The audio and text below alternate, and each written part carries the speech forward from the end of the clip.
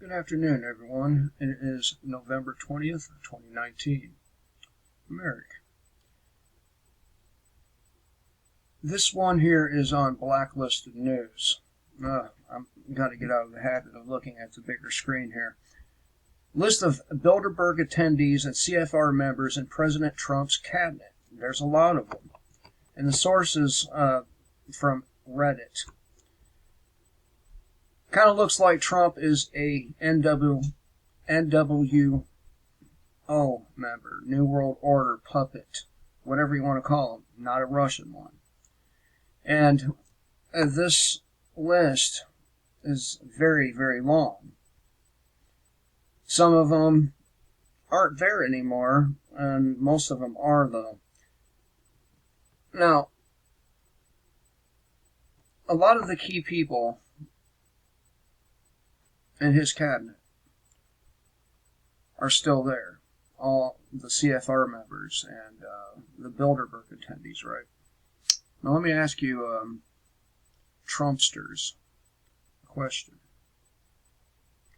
If he is really going to drain the swamp, or does that even matter anymore? You just let me know if it even matters. If this particular talking point of his even matters any longer. To me, it should probably matter to you. And I know what a lot of you are going to say. They're going to say that, well, Trump's only keeping his enemies close. It could be. It could be, but what a really, what a tactical genius, as everyone claims that this dude is, have enemies so close to him that they have the ability to undermine his overall objectives. Would that make any sense? I mean, yeah, I get the whole notion of keeping your enemies close.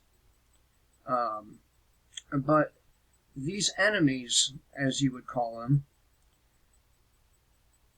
are in positions appointed by Trump, by the way, that give them the ability to completely fuck up his policies. Why would somebody do that? Unless this phrase right here is correct. Kind of looks like Trump is a NWO puppet.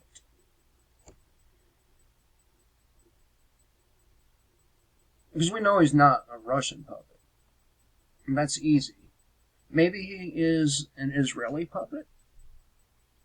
That one's not too hard to prove, but then again, a lot of the people wanting this New World Order, or One World Order now, because we already live in the New World Order, are Zionists. And of course, they would like for Israel to be the center of all of it. So, you tell me, 4D chess to have people in these positions that can undermine your policy, your campaign talking points, what you wanted to do as a president? Does that make sense? Now, Michael Bolton, he's gone. It's not like he was replaced with anybody a whole lot better. And a lot of these names are just benign names, but if you go check the membership list for the CFR, if you go check the list of attendees for the Bilderberg group, you will find all of these names. All of them. So tell me, how is that, draining the swamp? I mean, wouldn't it make more sense to get individuals in there that don't have ties to these different roundtable groups, groups known to shift policy to create world agendas. Wouldn't that make more sense? And still keep your enemies within a certain arm's reach. I mean, it does not seem logical to me to put enemies, true enemies, in key positions to destroy your agenda. And this is why, and I know you're going to probably say something along the lines, well, you're just a libtard. See, the problem with that idea is I don't support either party. I don't subscribe to either ideology. I don't like either one because they're both, well, communist when you get right down to it. Very authoritarian, very overreaching, very destructive, destroys any semblance of freedom that we once had. Both parties.